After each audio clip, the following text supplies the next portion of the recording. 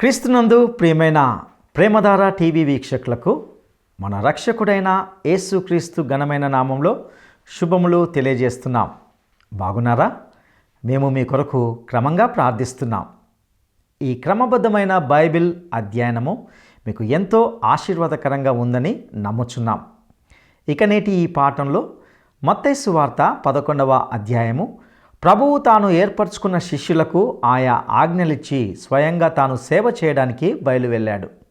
ఒక నాయకుడు తన శిష్యులను సిబ్బందిని సేవలో నడిపించడమే కాక నాయకుడు స్వయంగా పనిచేయాలి అనడానికి యేసే మాదిరి. క్రైస్తవ నాయకుడు అన్నిటిలో తన పనివారికి మార్గదర్శకుడు, ఆదర్శప్రాయుడై ఉంటాడు. ఇక బాప్తిస్మం ఇచ్చు యోహాను ఒక బలమైన బోధకుడు, శక్తివంతమైన ప్రవక్త, యేసు ప్రభువుకు ఆగమన దూత. అప్పటికే యోహాను చెరసాల్లో ఉన్నాడు. యేసు ప్రభువు త్వరలో రాజ్యం చేజిక్కించుకొని తనను విడిపిస్తాడని యోహాను తలంచాడు. ఇంకా ప్రభువు మారుమనసు పొందని పట్టణాలను గద్దించాడు. యేసు ప్రభు యొక్క సేవా కేంద్రం కపెర్నహూము. కపెర్నహూములో ప్రభువు చేసిన అద్భుతాలు సొదొమ గొమొర్రా పట్టణాల్లో చేయబడి ఉంటే ఆ పట్టణాలు భస్మీపటలం అయ్యేవి కావు. యేసు ప్రభు సేవాకాలంలో ఉన్న పట్టణాలు ప్రజలు ఎంతో అవిధేయత కలిగి ఉన్నప్పుడు, సువార్త వినక అహంకారంతో హెచ్చించుకున్నప్పుడు తీవ్రంగా గద్దించాడు. ఆత్మ సంబంధమైన విషయాలను వారు తీవ్రంగా ఎంచక మారు మనసు పొందనందున ప్రభు గద్దించాడు. ఇక మరిన్ని శ్రేష్టమైన సంగతులను నేటి సందేశంలో విందామా? శ్రోతలు, ఈరోజు పాఠానికి మిమ్మల్ని 1 పేతురు 1వ అధ్యాయం 7వ వచనంతో ఆహ్వానిస్తున్నాము. అమూల్యమైన మీ విశ్వాసము శోధనల చేత పరీక్షలకు నిలిచినదై యేసుక్రీస్తు ప్రత్యక్షమైనప్పుడు మీకు మెప్పు, మహిమ, ఘనత కలగడానికి కారణమవుతుంది. ప్రియ శ్రోతలు, మీ బైబిళ్లు తెరవండి. ఈరోజు పాఠం మత్తయి శుభవార్త 11వ అధ్యాయం. జాగ్రత్తగా వినండి. యేసు తన 12 శిష్యులకు ఆజ్ఞాపించటం చాలించిన తరువాత వారి పట్టణములలో బోధించడానికి, ప్రకటించడానికి అక్కడి నుండి వెళ్ళిపోయాడు. ఆయన శిష్యులను సేవార్థమై పంపించాడు. తాను కూడా స్వయంగా సేవ చేయడానికి బయలుదేరాడు. నాయకుడు పని చేయించడమే కాదు, తాను పనిచేయాలి. క్రైస్తవ నాయకులు ప్రభువు మాదిరిని అనుసరించాలి. నాయకుడు తన్ను వెంబడించే వారికి మార్గదర్శకుడు, ఆదర్శప్రాయుడు అయి ఉండాలి. మత్తయి శుభవార్త 11వ అధ్యాయం 2వ వచనం. క్రీస్తు చేస్తున్న కార్యములను గూర్చి యోహాను చెరసాలలో విని యేసును ప్రశ్నిస్తున్నాడు. రాబోయేవాడవు నీవేనా? మేము మరి ఒకని కొరకు కనిపెట్టుకోవాలా? మత్తయి సువార్త 4వ అధ్యాయం 12వ వచనంలో యోహాను చెరసాల నిర్బంధంలో ఉన్నాడని చెప్పబడింది. యోహాను ఒక ఖైదీ. అయినా యేసును గురించిన వార్తలు యోహానుకు ఎప్పటికప్పుడే తెలిసిపోతున్నాయి. బాప్తిస్మమిచ్చే యోహాను శిష్యులు యేసుక్రీస్తును కనిపెట్టి చూస్తూ సమాచారం తమ గురువుకు చేరవేస్తూనే ఉన్నారు. తాను ఏ క్షణంలోనైనా విడుదల పొందవచ్చు, యేసు మెస్సియాగా రాజ్యం స్థాపిస్తాడు, సింహాసనమెక్కుతాడు అని ఆశాభావంతో ఉన్నాడు. మత్తయి శుభవార్త 11వ అధ్యాయం 4 నుండి 6వ వచనం వరకు యేసు ప్రభు యోహాను ప్రశ్నకు ఇచ్చిన సమాధానం ఎంతో ప్రాముఖ్యమైనది.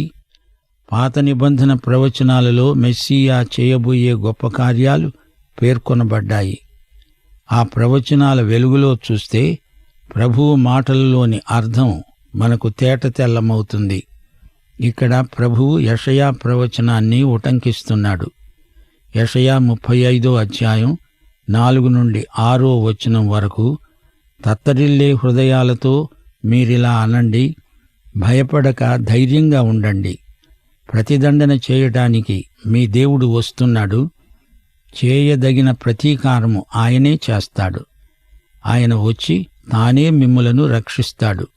గుడ్డివారి కన్నులు తెరవబడతాయి, చెవిటివారి చెవులు విప్పబడతాయి. కుంటివాడు దుప్పివలే గంతులేస్తాడు. మూగివాని నాలుక పాడుతుంది. అరణ్యములో నీళ్లు ఉబుకుతాయి, అడవిలో కాలువలు పారుతాయి. ఈ ప్రవచనములో చెప్పినట్లు జరిగిందా అంటే యేసు మొదటి రాకడలో ఇదంతా జరగలేదు. ఎండమావులు మడుగులు కాలేదు, ఎండిన భూమిలో నీటి బుగ్గలు పుట్టలేదు. మొదటిసారి ఆయన ఈ లోకానికి వచ్చినప్పుడు పరలోక రాజ్యాన్ని స్థాపించలేదు గాని ఆయన రాజుగానే వచ్చాడు. మెస్సియాకు ఉండవలసిన ఘనతలన్నీ ఆయనకున్నాయి. ప్రభువు ఈ విషయాన్ని చెప్పాడు. ప్రభువు యోహానును సమర్థించాడు, ప్రశంసించాడు. ప్రభు అన్నాడు, మీరు వెళ్ళి విన్నవాటిని కన్నవాటిని యోహానుకు తెలపండి. గుడ్డివారు చూపు పొందుతున్నారు, కుంటివారు నడుస్తున్నారు, కుష్ఠరోగులు శుద్ధులవుతున్నారు, చెవిటివారు వింటున్నారు, చనిపోయిన వారు లేపబడుతున్నారు, బీదలకు సువార్త ప్రకటించబడుతోంది. నా విషయమై అభ్యంతరపడనివాడు ధన్యుడు. వారు వెళ్ళిపోతూ ఉండగా యేసు యోహానును గూర్చి జనసమూహములతో ఈలాగు చెప్పసాగాడు, మీరేమి చూడడానికి అరణ్యములోనికి వెళ్ళారు? గాలికి కదులుతున్న రెల్లునా? మరేమి చూడాలని వెళ్ళారు? సన్నపు నారబట్టలు ధరించుకున్న మనుష్యుణ్ణా? ఇదిగో, సన్నని బట్టలు ధరించుకునేవారు రాజగృహంలో ఉంటారు గదా. మరేమి చూడాలని వెళ్ళారు? ప్రవక్తనా? అవునుగాని ప్రవక్త కంటే గొప్పవాణ్ణి చూచారు. ఈ మాట మీతో నేను ఖండితంగా చెప్తున్నాను. ఇదిగో, నేను నా దూతను నీకు ముందుగా పంపుతున్నాను. అతడు నీ ముందర నీ మార్గమును సిద్ధపరుస్తాడు అని ఎవని గూర్చి రాయబడిందో అతడే ఈ యోహాను. స్త్రీలు కన్నవారిలో బాప్తిస్మమిచ్చే యోహాను కంటే గొప్పవాడు పుట్టలేదని నిశ్చయముగా మీతో చెబుతున్నాను. అయినా పరలోక రాజ్యములో అల్పుడైన వాడు అతని కంటే గొప్పవాడు. యేసు స్పష్టంగా మాట్లాడుతున్నాడు. ఈ యోహాను రక్షకునికి ఆగమన దూత. అతని దుస్తులు, భాష అనాగరికమైనవి. అతడు మోటు మనిషి, అయితే ఆధ్యాత్మికంగా అతడు ఎంతో గొప్పవాడు అని ప్రభువు ప్రశంసిస్తున్నాడు. అతడు ప్రవక్త కంటే గొప్ప. యోహాను ప్రవక్తలందరిలో చిట్టచివరివాడు. ఏ ప్రవక్తకు లేని ఆధిక్యం అతనికి ప్రాప్తించింది. మెస్సియాకు ముందుగా వచ్చి ఆయన మార్గము సరళము చేసే గొప్ప భాగ్యం ఆయనకు లభించింది. యేసు ప్రవక్తలందరిలో అతి శ్రేష్ఠుడు. ఆయనకు చెందిన వారికి యేసుతో సమానమైన అంతస్తు లభిస్తుంది. మలాకి గ్రంథం 3వ అధ్యాయం 1వ వచనంలో పేర్కొనబడిన దూత ఈ యోహానే. ఆగమన దూతగా యోహానును ప్రభువు ఏర్పరచుకున్నాడు. యోహాను గాలికి ఊగిపోయే రెల్లు కాదు, రెల్లునే ఊపేసే గాలి. ఈ రోజుల్లో చాలా సంఘాలలో ప్రసంగ వేదిక రెల్లులాగా ఎవరో కొందరి ప్రభావానికి ఊగిసలాడుతోంది. బాప్తిస్మకుడైన యోహాను బలమైన బోధకుడు. యోహాను దుస్తులు, అతని భాష అనాగరికమంటారా? అతడు ప్రవక్తను మించిన ప్రవక్త. ఇశ్రాయేలు జాతికి మెస్సియా రాకడను ప్రకటించే ఆగమన దూత. యోహాను యేసును పైకెత్తాడు, తాను తగ్గాడు. అబ్రహాము, మోషే, దావీదు మొదలైన వారు గొప్ప వ్యక్తులా? అవునుగాని బాప్తిస్మకుడైన యోహాను వారందరికంటే గొప్ప అన్నాడు యేసుప్రభు. అయితే యేసుప్రభు సిద్ధపరుస్తున్న విశ్వాసులు యోహాను కంటే గొప్పవారు. ఎందుకని? వీరు క్రీస్తునందున్నారు. క్రీస్తు నీతిని ధరించుకున్న విశ్వాసులు. బాప్తిస్మకుడైన యోహాను దినములు మొదలుకొని ఇప్పటి వరకు పరలోక రాజ్యము బలాత్కారముగా పట్టబడుతున్నది. బలాత్కారులు దానిని ఆక్రమించుకుంటున్నారు. యోహాను కాలము వరకు ప్రవక్తలందరూ ప్రవచిస్తూ వచ్చారు. ధర్మశాస్త్రము సహా ప్రవచిస్తూనే ఉంది. ఈ సంగతి అంగీకరించడానికి మీకు మనసుంటే రాబోయే ఏలియా ఇతడే. వినటానికి చెవులు గలవాడు వినుగాక. ఈ తరము వారిని దేనితో పోల్చేది? సంత వీధులలో కూర్చొని పిల్లకాయలు పిలుపులాట ఆడుకుంటూ తమ చెలికాండ్రతో చెబుతారు, మీకు పిల్లనగ్రోవి ఊది వినిపించాము గాని మీరు నాట్యమాడలేదు, ప్రలాపించాము గాని మీరు రొమ్ము కొట్టుకోలేదు. యోహాను తినకుండా తాగకుండా ఉంటూ వచ్చాడు గనుక వారంటున్నారు, వీడు దయ్యము పట్టినవాడు. మనుష్య కుమారుడు తింటూ తాగుతూ వచ్చాడు గనుక వారంటున్నారు, ఇడుగో వీడు తిండిపోతూ మద్యపాయి, సుంకరులకు పాపులకు స్నేహితుడు. అయినా దాని క్రియలను బట్టి జ్ఞానము జ్ఞానమే అని తీర్పు పొందుతుంది. మత్తయి సువార్త 11వ అధ్యాయం 12 నుండి 19వ వచనం వరకు. శ్రోతలు, దేవుని రాజ్యంలోకి శత్రువులు దురుద్దేశ్యంతో బలాత్కారంగా జొరబడుతున్నారు. కాని కొందరు సదుద్దేశ్యంతో త్వరపడి వచ్చి అందులో ప్రవేశిస్తున్నారు. యోహాను కాలం నుండి వచ్చేవారిలో కొందరికి సదుద్దేశాలుంటే మరికొందరికి పంచమాంగ దళం ఆలోచనలుంటాయి. అందుకే ప్రభువు అన్నాడు, పరలోక రాజ్యం బలాత్కారంగా పట్టబడుతున్నది. మలాకి గ్రంథం 3వ అధ్యాయం 1వ వచనాన్ని యోహాను నెరవేర్చాడు. యోహాను యేసు ప్రభువుకు ఆగమన దూత. క్రీస్తు మొదటి రాకడలోనే ఇశ్రాయేలు జాతి ఆయనను అంగీకరించి ఉంటే ఆయన తన రాజ్యం వెంటనే స్థాపించి ఉండేవాడా? అలాగైతే అప్పుడే యోహాను ఏలియా అయి ఉండేవాడా? అవును, అది ఎలాగా అని అడగకండి. అది యేసు ప్రభు స్వయంగా చెప్పిన మాట. యేసు అన్నాడు అంటే అంతే. నీకు నాకు అర్థం కాకపోయినా యేసు మాటే వాస్తవం, సత్యం, నిత్యం. వారు యేసును మెస్సియాగా అంగీకరించలేదు గనుక యోహాను ఎవరో వారికి అర్థం కాదు. అంగీకరించి ఉంటే యోహానే ఏలియా అని వారికి తెలిసిపోయేది. యేసు ప్రభు ఈ సందర్భంలో ఒక ఉపమానం చెప్పాడు. ఇదెంతో నర్మగర్భమైనది, అనగా హాస్యోక్తిపూర్వకమైన చొరక. సంతవీధిలో పిల్లలు ఆడుకుంటున్నారు, అది పిలుపులాట. కాసేపు చావులాట ఆడతారు, సమాధి కార్యక్రమానికి రండి అని పిలుస్తారు. ఆడి ఆడి అలసిపోతారు, ఆ వెంటనే పెండ్లిళ్ళాట ఆడతారు. అది చావు పిలుపు, ఇది పెండ్లి పిలుపు. ఇదే పిలుపులాట. పెండ్లికి రమ్మని పిల్లన గ్రోవి ఊదితే మీరు బదులు చెప్పరు. సమాధికి రండర్రా అని ప్రలాపిస్తే మీరు రొమ్ము కొట్టుకోరు. ఇదంతా పిల్లలాట. ఈ తరం కూడా ఇదే తంతు. పెండ్లైతే నవ్వరు, చావైతే యాడవరు. ఇది పిల్లల ఆగడం. ప్రభువు వారితో అంటున్నదేమిటి? మీరు దేవుని వాక్యాన్ని పిల్లలాట కిందికి మార్చారు. ఇది చావు కాదు, ఇది పెండ్లి కాదు, అంతా ఉట్టుట్టిదే. మీరు భ్రష్టుపట్టిపోయారు. మత్తయి సువార్త 11వ అధ్యాయం 20 నుండి 24వ వచనం వరకు. పిమ్మట ఏ ఏ పట్టణాలలో ఆయన విస్తారమైన అద్భుతాలు చేశాడో ఆ పట్టణముల వారు మారు మనస్సు పొందకపోవటం చేత ఆయన వారిని గద్దించసాగాడు. అయ్యో కొరాజీనా, అయ్యో బెత్సైదా, మీ మధ్యను చేయబడిన అద్భుతాలు తూరు సీదోను పట్టణములలో చేయబడిన ఎడల ఆ పట్టణముల వారు పూర్వమే గోనెపట్ట కట్టుకొని బూడిద వేసుకొని మారుమనస్సు పొంది ఉండేవారే.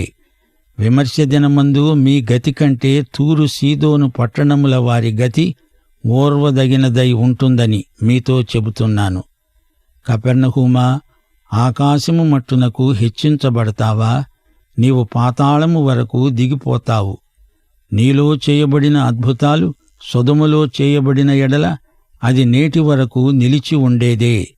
విమర్శ దినమందు నీ గతి కంటే సొదొమ దేశపు వారి గతి ఓర్వదగినదై ఉంటుందని మీతో చెబుతున్నాను. యోహాను దయ్యం పట్టినవాడా? యేసు తిండిపోతా? ఏమిటి మీరనేది? ప్రతి తరంలో క్రిందటి తరం కంటే ఎక్కువ వెలుగును దేవుడిస్తున్నాడు. గాని రాను రాను ప్రతి తరం గత తరం కంటే పాడైపోతూ ఉంది. ఇప్పుడు దేవుడు చేసినన్ని అద్భుతాలు గత తరంలో చేసి ఉండలేదు. అలా చేసి ఉంటే వారందరూ ఎప్పుడో మారుమనస్సు పొంది ఉండేవారే అంటూ ప్రభువు తన ఆశాభంగాన్ని వ్యక్తం చేస్తున్నాడు. కొరాజీను, బెత్సైదా అనే పట్టణాలు కపెర్నహూముకు ఉత్తరంగా ఉన్నాయి. ఈ పట్టణాలలో ప్రభువు ఎన్నో అద్భుతాలు చేశాడు. అయినా అంతా వారి పట్ల వృధా అయిపోయింది. వారు యేసు ప్రభువును తిరస్కరించారు. వెలుగు దేవుడిచ్చినప్పుడు దానితో పాటు ఒక గొప్ప బాధ్యత కూడా వస్తుంది. తూరు సీదోనుల్లో యేసు పరిచర్య చేసి ఉండలేదు. ఆయన సేవా కేంద్రం తూరు కాదు, సీదోను కాదు, కపెర్నహూము. కొరాజీనులో, బెత్సైదాలో ఆయన ఎంతో సేవ చేశాడు. ఆయన వారికిచ్చిన బాధ్యత ఏమైంది? ఆ వెలుగుతో వారేమి చేశారు? దేవుని తీర్పులో తేడాలుంటాయి, బహుమానాలలో కూడా ఎంతో వ్యత్యాసముంటుంది. ఈ రోజున కూడా కొందరికి దేవుడు ఎక్కువ అవకాశాలిచ్చాడు గాని వారు ప్రభువు పిలుపును నిర్లక్ష్యం చేస్తున్నారు. అయితే ఎన్నడూ సువార్త విని ఉండని వారి గతేమిటి? అయితే వారం వారం గుడికి వెడుతూ వాక్యం వింటూ విశ్వాసుల మధ్య ఉంటూ కూడా ప్రభువుకు ఇష్టం కాని విధంగా ప్రవర్తించే నామకార్థ క్రైస్తవుల గతేమిటి? ఎన్నడూ వినని వాని గతి విని విననట్లు బతికే వాని గతి కంటే ఓర్వదగినది అంటున్నాడు ప్రభు. కపెర్నహూము యేసు ప్రభు యొక్క సేవా కేంద్రం. అయితే ఏం ప్రయోజనం? నీవు పాతాళము మట్టుకు దిగిపోతావు, జాగ్రత్త అని ప్రభు హెచ్చరిస్తున్నాడు, గద్దిస్తున్నాడు, మందలిస్తున్నాడు. కపెర్నహూముకు చేసినంత మేలు అలనాటి సొదొమకే గనక చేసి ఉంటే ఆ పట్టణము భస్మీపటలమై ఉండేది కాదు, అది నేటి వరకు నిలిచి ఉండేది. ప్రజలందరూ మారుమనస్సు పొందినవారై శిక్షను తప్పించుకునేవారు. ఈ మాటలు అంటున్నాడంటే యేసు రాజు, న్యాయాధిపతి, ఆయన తీర్పరి. నామకార్థ క్రైస్తవులారా జాగ్రత్త, సువార్తను ఎన్నడూ వినే అవకాశం లేని వారున్నారు. మీరు విని కూడా ఆ ప్రకారం జీవించటం లేదు, మీకు ఎక్కువ శిక్ష వస్తుంది. మత్తయి సువార్త 11వ అధ్యాయం 25 నుండి 29 వచనం వరకు. ఆ సమయమున యేసు చెప్పినదేమనగా, తండ్రి, ఆకాశమునకును భూమికిని ప్రభువా, నీవు జ్ఞానులకు వివేకులకు ఈ సంగతులను మరుగుచేసి పసిబాలురకు బయలుపరిచావని చెప్పి నిన్ను స్తుతిస్తున్నాను. అవును తండ్రి, ఈలాగు చేయడము నీ దృష్టికి అనుకూలమైంది. సమస్తమును నా తండ్రి చేత నాకు అప్పగించబడి ఉన్నది.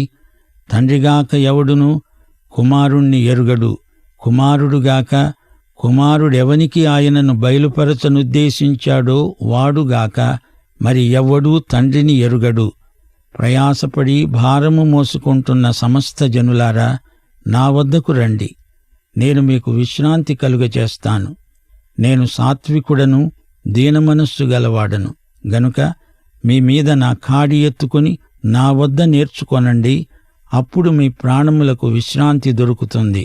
ఏలయనగా నా కాడి సులువుగాను నా భారము తేలికగాను ఉన్నాయి. ఆకాశమునకు భూమికి ప్రభువా, తండ్రి అని యేసు ప్రభు తన ప్రార్థనలో తండ్రిని సంబోధిస్తున్నాడు. భూమి ఆకాశములకు ప్రభువా అంటున్నాడు. ఆదికాండం 14వ అధ్యాయం 19వ వచనంలో మెల్కీషెదెకు అబ్రహామును ఆశీర్వదిస్తూ అన్నాడు, ఆకాశమునకు భూమికి సృష్టికర్త సర్వోన్నతుడు అయిన దేవుని వలన అబ్రాము ఆశీర్వదించబడునుగాక. ఈ సత్యం మహాపండితులకు అర్థం కాకపోవచ్చునేమో గాని పసిపిల్లలకు సులభగ్రాహ్యమే. చిన్న పిల్లలు తినడానికి తాయం అందుబాటులో ఉంచాలి. చిన్న పిల్లలు గ్రహించగలిగిన సువార్త సత్యాన్ని మేధావులు సైతం గ్రహించలేరు. ఇది దేవుని విధానం. చిన్నపిల్లల్లాంటి మనసు పెద్దలు అలవరుచుకుంటే ఎంతో మంచిది. యోహాను సువార్త 14వ అధ్యాయం 6వ వచనంలో ప్రభువు ఇదే మాట అన్నాడు, నేనే మార్గమును సత్యమును జీవమును, నా ద్వారానే తప్ప ఎవడూ తండ్రి వద్దకు రాలేడు. యోహాను సువార్త 17వ అధ్యాయంలోని ప్రార్థనలో ప్రభు అన్నాడు, అద్వితీయ సత్యదేవుడవైన నిన్ను, నీవు పంపిన క్రీస్తును ఎరుగుటే నిత్యజీవము. ఇదే ఆధ్యాత్మిక సూత్రం, రక్షణకు కీలకం. ఇంతవరకు ప్రభువు మారుమనస్సు పొందండి, పరలోక రాజ్యం సమీపంగా ఉంది అంటూ ఉన్నాడు. అయితే ఇప్పుడు యేసు లోకమంతటికీ సార్వత్రికమైన పిలుపిస్తున్నాడు.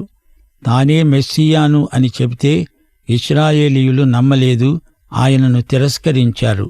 ఇప్పుడు ప్రభువు సమస్త జనులను ఉద్దేశించి ఈ పిలుపిస్తున్నాడు. కొరాజీను, బెత్సైదా, కపెర్నహూము ప్రదేశాలు యేసును తిరస్కరించాయి. ప్రభువు ఈ పట్టణాలను గద్దించాడు. ఆ వెంటనే తండ్రికి ప్రార్థన చేశాడు. యెరూషలేము ఆయనను నిరాకరించింది, నిర్లక్ష్యం చేసింది. ఇప్పుడు ప్రభువు ఇశ్రాయేలును ఒక జాతిగా అవతల పెట్టేసి లోకములోని సమస్త జనులకు పిలుపిస్తున్నాడు. ప్రయాసపడి భారము మోసుకుంటున్న సమస్త జనులారా, నా వద్దకు రండి అంటున్నాడు. తాను శిలువ మీదికి వెడుతున్నాడు. వ్యక్తిగతంగా ప్రతి ఒక్కరికి ఈ పిలుపు వర్తిస్తుంది. నా వద్దకు రండి. ప్రయాసపడుతున్నారా? భారం మోయలేరు?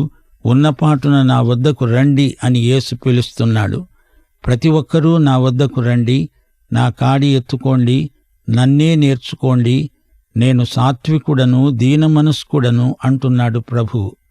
నా కాడి ఎత్తుకొని నాతో పాటు కాడిని మోసే వారి ప్రాణాలకు విశ్రాంతి.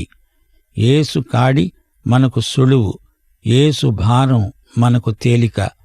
చీకటిలో నడవడం కష్టం, నా వెలుగులో నడవడం మీకు తేలిక. యేసు ఈ నూతన సందేశం ప్రకటిస్తున్నాడు. ఒక జాతినిగాక సర్వమానవతను ఉద్దేశించి ప్రభువు ఈ పిలుపిస్తున్నాడు. జాతిపరంగా రాజ్యాన్ని కాదు, మానవత అంతటినీ ఉద్దేశించిన సువార్త. ఇశ్రాయేలుకు పరిమితం కాదిది.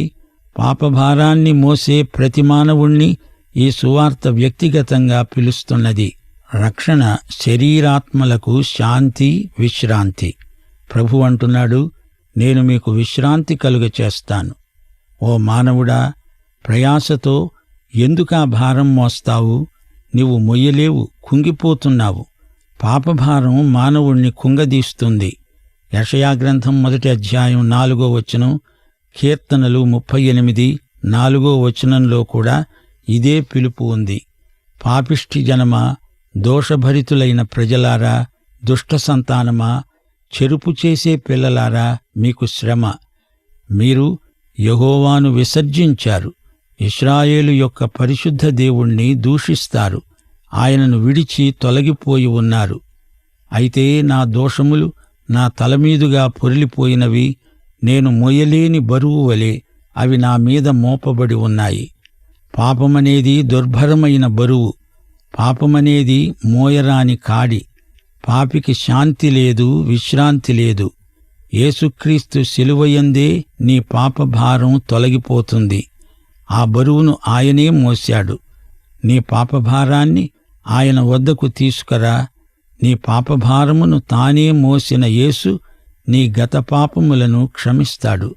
ఆయన శిలువ రక్తము చేత నీకు సంపూర్ణమైన పాప విమోచన ప్రాప్తిస్తుంది. దేవునికి స్తోత్రం. పాపికి యేసు శిలువే శరణం. రక్షించబడిన నీకు ఆయనతో కాడిమోసే భాగ్యం. నీ ప్రాణానికి విశ్రాంతి. నీవు ఆయన జతపనివాడవవుతావు. నీ ప్రాణానికి విశ్రాంతి, నీకు ఆత్మశుద్ధి. దేవునికి సమర్పితమైన సేవా జీవితం ధన్యమైనది. యేసు వద్దకు రావాలి.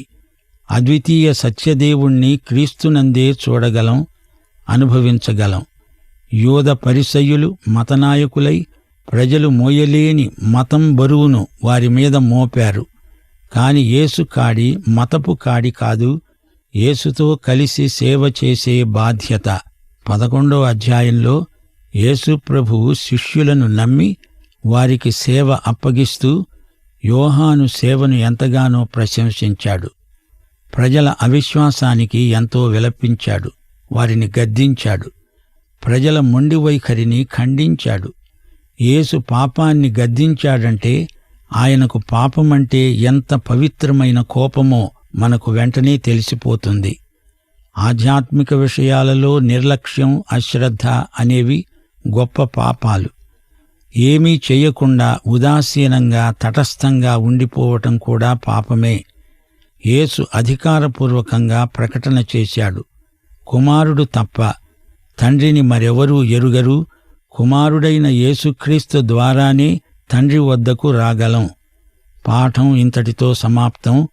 ప్రభు అయిన యేసుక్రీస్తు వారి కృప, తండ్రి అయిన దేవుని ప్రేమ, పరిశుద్ధాత్మ యొక్క అన్యోన్య సహవాసము మనకందరికీ సదాకాలము తోడై ఉండునుగాక. ఆమేన్. ప్రియులారా, ఇంతవరకు విన్న సందేశం మిమ్మల్ని ఎంతో ఆదరించిందని నమ్ముతున్నాం. ప్రభువు తన పరిచర్యలో ఎన్నో విలువైన సత్యాలను తెలియజేసినట్లుగా చూశాం. శాంతి సమాధానం లేని మానవాళిని ప్రభువు తన వద్దకు పిలుస్తున్నాడు. ఇది దేవుని అనేక విధానాల్లో ఎంతో గొప్పదై ఉంది. మేధావులు, వృద్ధులు, వయసు మళ్ళిన వారికి అర్థం కాదు దేవుని రక్షణ సంకల్పం. పాపభారం తనను కృంగదీస్తూ ఉన్నప్పటికీ మనిషి గ్రహించడం లేదు. పాపికి యేసు సిలువే శరణం. యేసు కాడి మతపు కాడి కాదు. ప్రయాస భారాలను తొలగించే తన సులువైన కాడిని ఎత్తుకొనమని ప్రభువు తన చుట్టూ కృంగి కృషించి ఉన్న వారిని ప్రేమతో పిలిచాడు. ప్రతి తరం తన వెనుకటి తరం కంటే కూడా దేవుని నుండి గొప్ప వెలుగును పొందుతూ వెలిగించబడడానికి బదులు అంధకారంలో కూరుకొని పోతూ ఉంది. తమ భారాన్ని మోసుకుంటూ ప్రయాసపడేవారు తన వద్దకు రావాలని ప్రభువు వారిని ఆహ్వానిస్తూ ఉన్నాడు. కపెర్నహూము, ఇశ్రాయేలు పట్టణాలు, యెరూషలేము ఆయనను తిరస్కరించినప్పుడు దేవుడు తన గొప్ప ఆహ్వానాన్ని మానవాళి అంతటికీ పంపాడు. ఈ సత్యాలను వింటున్న మీరు రక్షణ మారు మనసు కొరకు తీర్మానించుకుంటారా? దేవుని గొప్ప సమాధానాన్ని, శాంతిని పొందడానికి ఇష్టపడుతున్నారా? దేవుడు మిమ్మును దీవించును గాక. దైవాశీస్సులు.